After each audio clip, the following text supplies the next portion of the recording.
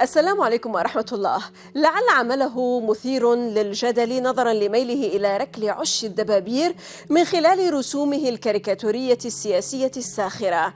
هو كارلوس لطوف، رسام الكاريكاتور البرازيلي من أصول عربية، أظهر موهبة فنية فريدة منذ سن مبكرة. نشرت أعماله وعرفت شهرة واسعة في النسخة البرازيلية من مجلة معد والموند دبلوماتيك وذا تورونتو ستار، كما عرضت على الإنترنت في سلسلة بعنوان كلنا فلسطينيون، التي صورت النضالات من أجل المساواة والحق والأرض في جميع أنحاء العالم، وربطت المعركة ضد الفصل العنصري ومحنة الأمريكيين الأصليين باضطهاد الفلسطينيين وقهرهم وتعذيبهم واحتلال أرضهم. وصلت أعماله إلى جمهور دولي كبير، ولا سيما مع ظهور وسائل التواصل الاجتماعي والمدونات. نشاطه المتحرك أكسبه علامة شهرة خاصة به، وتستمر في النمو بقوة كل يوم على الرغم من التحديات الكثيرة. كارلوس لطوف يواكب آخر الأخبار ويتابع عن كثب منصات التواصل الاجتماعي. برسومه الكرتونية يتحدث بشجاعة وثبات ووضوح، ويثبت أن القلم أمضى وأقوى من السيف والظلم الذي يمثله. يطيب لنا أن نستقبل الفنان البرازيلي كارلوس لطوف، الذي نبحر معه في رحلة من الداخل نتحدث فيها عن سلاحه وأعماله وانتخابه المواضيع والمضامين، وتصويبه الرسائل التي تحفز الذاكرة وتؤرخ اللحظ بحيوية مؤثرة ومؤلمة وحقيقية. أهلا بكم إلى حلقة جديدة من الداخل، معكم زينب صفار، تابعونا.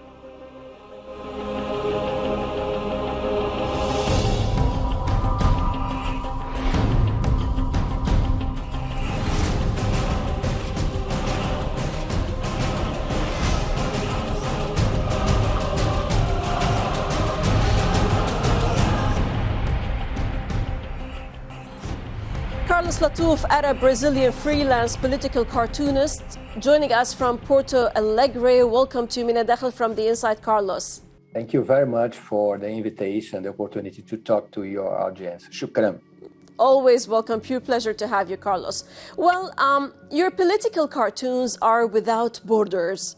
By penning sharp cartoons, you have been alternatively praised and vilified in the press for your depictions of the suffering and persecution in places like the occupied Palestinian territories, Iraq, and the slums of Latin America and other areas. Carlos, when have you realized that your art could be a powerful political instrument?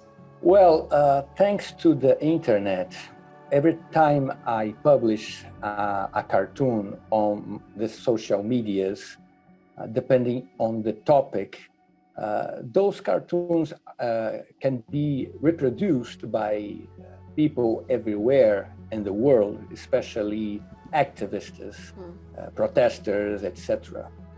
So from time to time, I see pictures or even videos of people in the streets demonstrating for Palestine or for human rights in Turkey or politicality in Brazil, and many times, yes.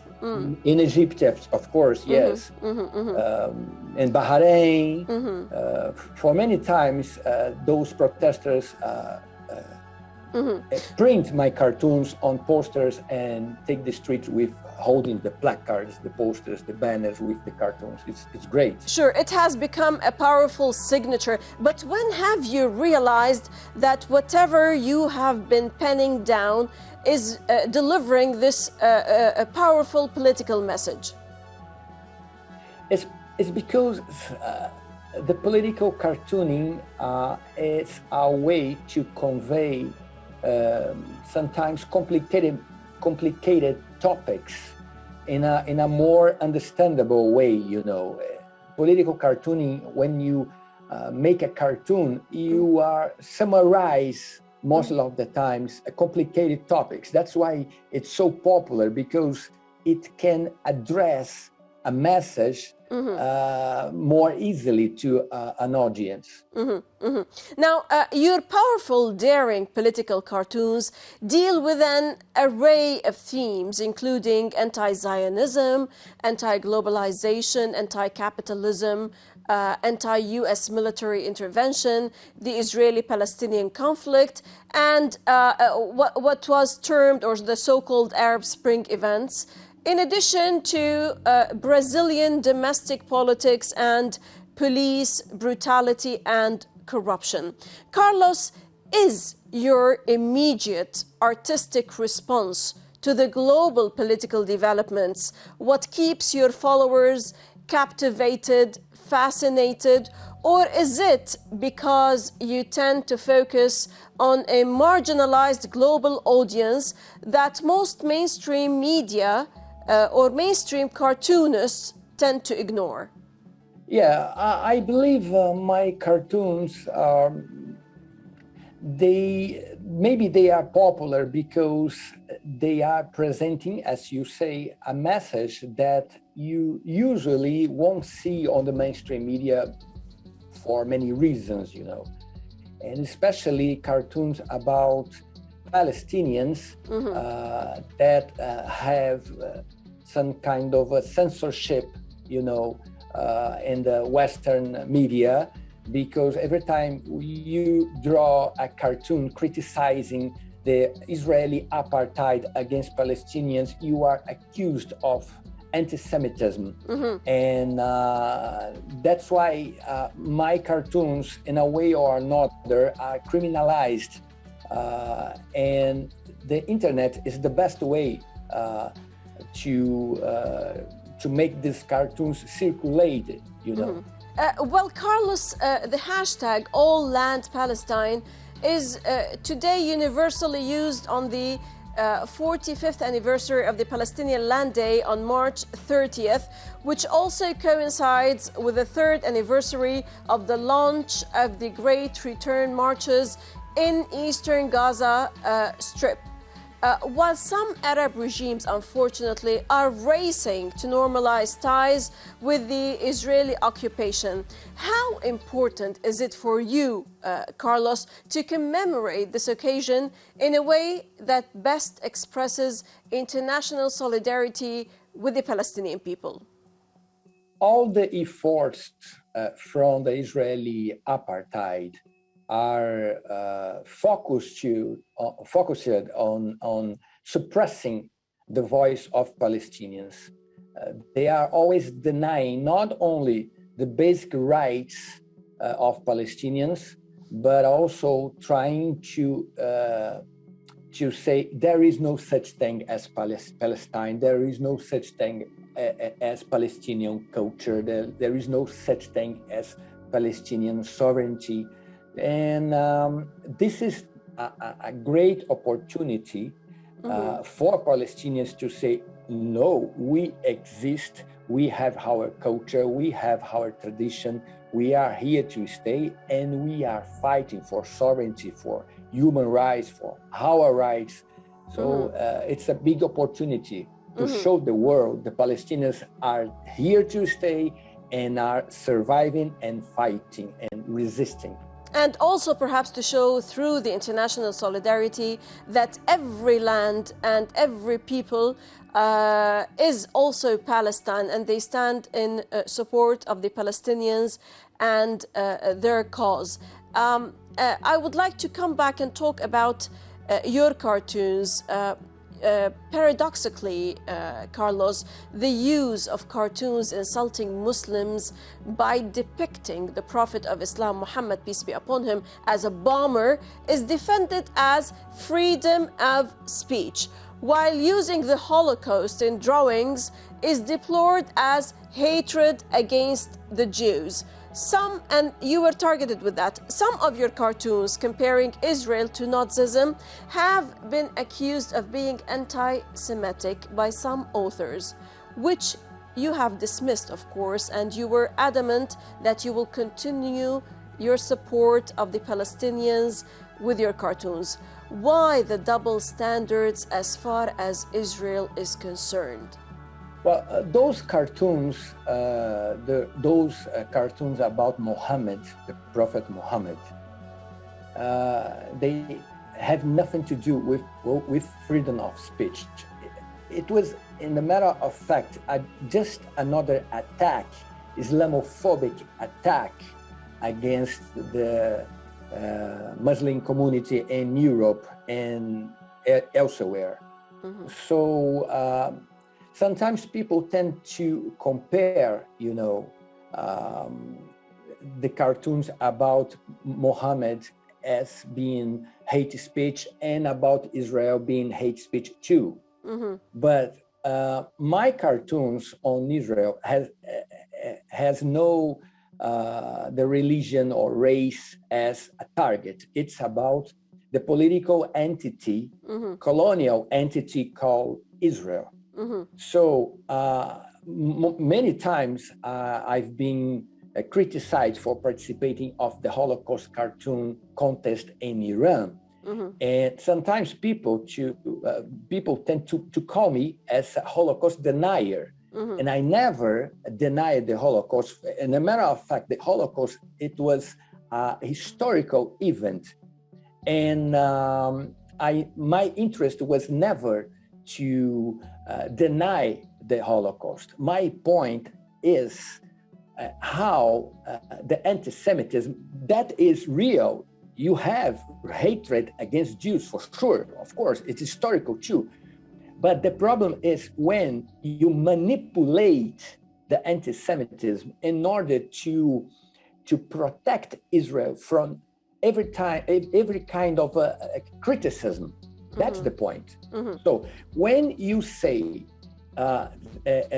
criticism towards Israel is anti-Semitism, I mean, when you criticize Israel, you are attacking Jews, you are trying to criminalize. It's a very criminalized criticism against Israel. It's a very well-known strategy by the advocates of Israel. Mm-hmm. And I always made clear my point is Israel as a political entity. It right. has nothing to do with the Jews or Judaism.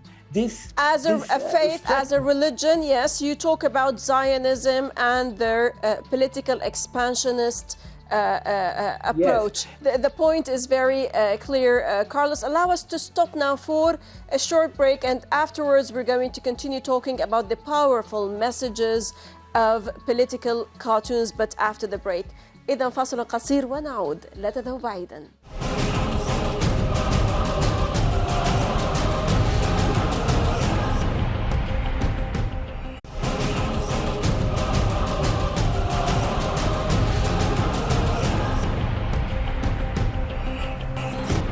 أهلا بكم من جديد. كارلوس لطوف, political cartoonist from Brazil. Welcome back. Well, Matthias Kens, Doctors Without Borders medical advisor in Palestine, says, quote, Israel is an occupying power and has millions of vaccines. Palestine is the occupied territory and has barely a few thousand. As a medic, I don't really care who sorts this out. As a medic, I do care deeply that the most vulnerable are prioritized. You have cartooned about this horrendous, inhumane issue. Tell us more, Carlos. Well, for me, it's not a big surprise to hear news about Israel delaying or even denying the vaccination of Palestinians under Israeli occupation, because what we have seen along decades is an attempt to wipe out the Palestinians from the territories. Mm-hmm. It's ethnic cleansing. Mm-hmm. We have witnessing ethnic cleansing. Mm-hmm. So you have house demolitions, you have killings of civilians protesting. For example, in Gaza borders, you have Israeli snipers shooting to unarmed protesters. So you have administrative detentions. Sure. Yeah, exactly. You have children being detained. You have Palestinians being stripped from basic rights. So what we have in the territories is ethnic cleansing. It's not something I am telling you. You have many human rights organizations also exposing this kind of strategy from Israel. So it's not a big surprise for me to know Israel is not really interested in bringing vaccines to all Palestinians under occupation, because in the matter of fact, the plan is to clean the territory from all Palestinian presence. So I think this vaccine issue is also another topic of this ethnic cleansing. What do you think? Why is the world silent vis-a-vis this matter, Carlos? I mean, this is purely, as we said, cruelly inhumane.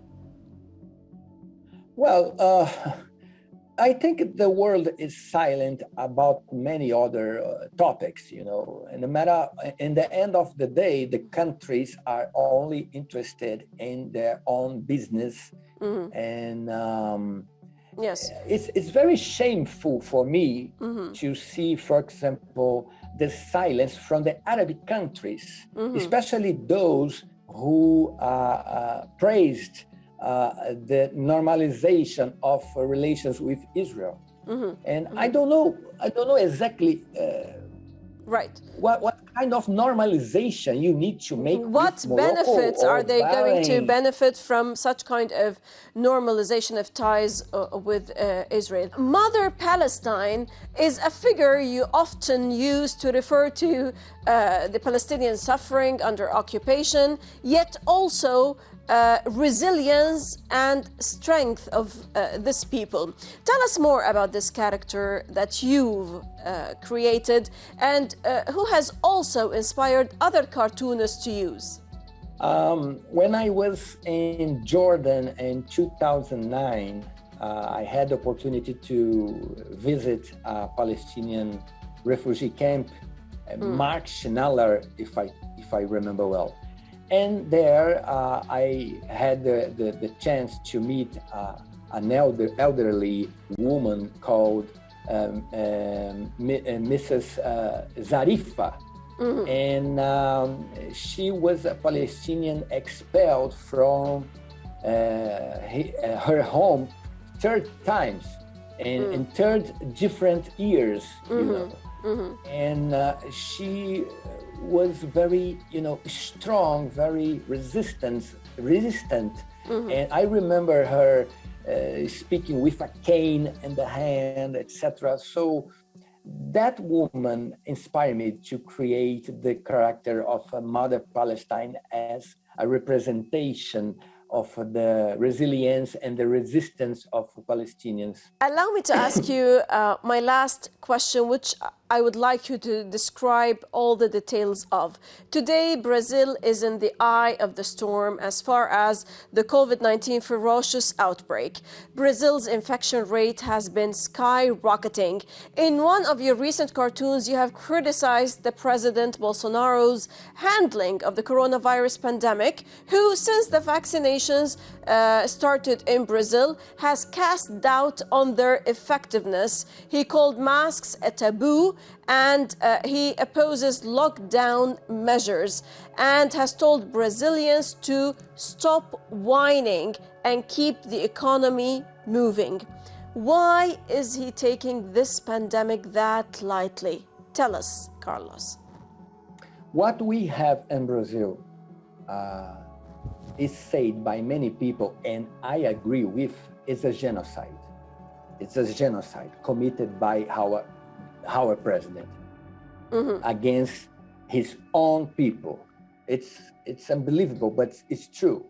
because Bolsonaro, since the beginning of the pandemic in Brazil, has denied the seriousness of the pandemic. And many times he mocked the dead by the virus. He promoted people gathering in the streets, you know. He completely despised the suffering of people. Also brought to people medicines that proved not efficient against the coronavirus. And the matter of fact, Bolsonaro is a kind of caricature of Trump. The same way Trump denied the seriousness of COVID-19 pandemic in the United States, Bolsonaro also did the same. So do you think that this is going to affect his presidency? I hope so. I hope so, you know, because I hope people can wake up and see how disaster, the kind of disaster is the government of Bolsonaro.